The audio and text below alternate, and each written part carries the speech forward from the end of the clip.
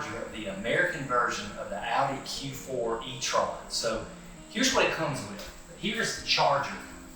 And it just comes just like this. It has like about a, I don't know, probably 10 or 15 foot cable. That end goes in the Audi itself. It has this block that you plug the adapters into. And so for most of the home applications, it comes with like a regular 3-prong guy here. And you can plug that into the adapter, but you know, you'd have to check the specs. I think it takes like, I don't know, 20 something hours to charge up like this. I don't plan on doing this. They call this their regular home deal or whatever.